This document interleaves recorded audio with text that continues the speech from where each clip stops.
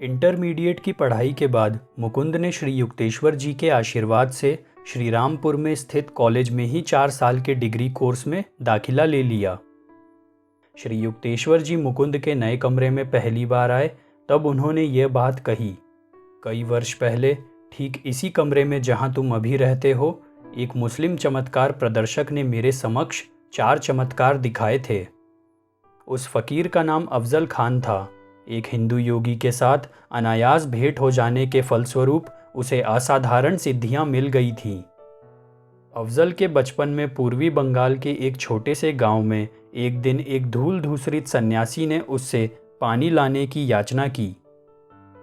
बाबा जी, मैं तो मुसलमान हूँ, आप हिंदू होकर मेरे हाथ का पानी कैसे पिएंगे? सन्यासी ने कहा, मैं तुम्हारी सत्यशीलता से प्रसन्न हूँ बेटा, मैं जाति भेदभाव और छुआछूत के अधर्मपूर्ण नियमों का पालन नहीं करता। जाओ, जल्दी से पानी लेकर आओ। अफजल की श्रद्धापूर्ण आज्ञाकारिता से प्रसन्न होकर सन्यासी ने प्रेम भरी दृष्टि से उसकी ओर देखा। सन्यासी ने कहा, तुम्हारे पिछले जन्मों के कर्म बहुत अच्छे हैं। मैं तुम्हें एक योग प्रक्रिया सिखा रहा हूँ जिसके द्वारा अदृश्य लोकों में से एक लोक पर तुम्हारी सत्ता स्थापित हो जाएगी। उससे तुम्हें जो महान शक्तियाँ प्राप्त होंगी उनका उपयोग केवल अच्छे उद्देश्यों के लिए करना, स्वार्थ के लिए उन्हें कभी प्रयुक्त मत करना। परंतु अफसोस, मैं देख रहा हूँ कि पूर्व जन्मों की विध्वंसक प्रवृत्तियों के कुछ बीज अभी भी तुम में हैं।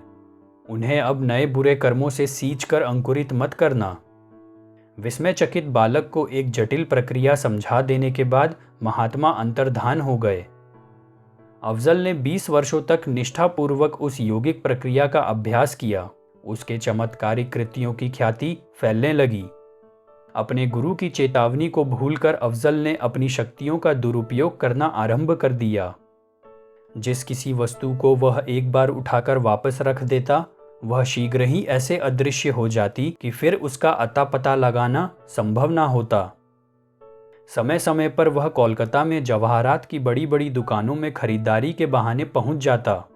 वहां जिस जिस रत्न को भी वह छू लेता, वे सभी रत्न उसके दुकान से जाते ही गायब हो जाते।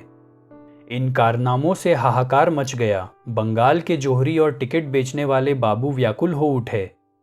अफजल को पकड़ने की ताक में रहने वाले पुलिस वाले असहाय हो गए, क्योंकि उसे दोषी ठहराने की क्षमता रखने वाले प्रमाण को वह केवल यह कहकर अदृश्य कर सकता था, हजरत, इसे हटा दो। उस समय मैं एक नवयुवक मात्र था और इस सर्वविदित फकीर के प्रति मेरे मन में रोचक जिज्ञासा जाग उठी। अफजल ने मुझे कुतूहलपूर्ण दृष्टि से देखा, फिर कहा, तुम्हारे हाथ बड़े मजबूत हैं। नीचे बगीचे में जाओ, एक चिकना सा पत्थर उठा लाओ और उस पर खड़िया से अपना नाम लिखो, फिर उसे गंगा में जितनी दूर फेंक सकते हो फेंको। मैंने वैसा ही किया। जैसे ही पत्थर दूर गंगा की लहरों में डूब गया, वैसे ही अफजल ने मुझसे फिर कहा, इस घर के साथ साथ बहने वाले गंगा के पानी को एक बर्तन में भरकर ले आओ। जब मैं पानी भरकर बर्तन में ले आया तब अफजल ने पुकारा, हजरत, वह पत्थर इस बर्तन में डालो। तत्क्षण पत्थर वहां प्रकट हो गया। मैंने उसे बर्तन से निकाल कर देखा तो अपने नाम को उस पर यथावत पाया। स्थायी और कल्याणप्रद प्रकार के चमत्कार केवल सच्चे संत ही कर सकते हैं, क्योंकि वे सर्वशक्तिमान जगत स्रष्टा के साथ एकात्मता प्राप्त कर चुके होते हैं। अफजल केवल एक साधारण मनुष्य था, जिसे एक ऐसे सूक्ष्म लोक में प्रवेश करने की असाधारण शक्ति प्राप्त थी जहां मानव मृत्यु के पहले प्रवेश नहीं कर सकते। मैंने उस दिन के बाद अफजल को फिर कभी नहीं देखा, परंतु कुछ वर्षों बाद मेरा मित्र बाबू एक दिन मेरे घर समाचार पत्र में छपी अफजल की खुली स्वीकारोक्ति का विवरण दिखाने आया, जिसमें लिखा था, पश्चाताप के रूप में और अलौकिक शक्तियां प्राप्त करने के इच्छुकों को सावधान करने के लिए यह सब लिख रहा हूँ। भगवान और मेरे गुरु की कृपा से मुझे जो अद्भुत क्षमताएं प्राप्त हुई थी, उनका मैं कई वर्षों से दुरुपयोग करता आ रहा हूँ। अहंकार के मद में चूर होकर मैं समझने लगा था कि मैं नैतिकता के सामान्य नियमों से परे हूँ। जब मैं अपने गुरु से मिला, मेरे गुरु की आंखों से अंगारे बरस रहे थे और उन्होंने कहा, मैं स्वयं अपनी आंखों से देख रहा हूँ कि तुम अपनी शक्तियों का उपयोग दुख पीड़ित मानव जाति की सहायता के लिए नहीं, बल्कि एक घटिया चोर की तरह उसे लूटने के लिए करते हो। मैं तुम्हारी सारी शक्तियां वापस लेता हूँ। हजरत, अब तुमसे मुक्त हो गया। अब तुम बंगाल के आतंक बनकर नहीं रहोगे।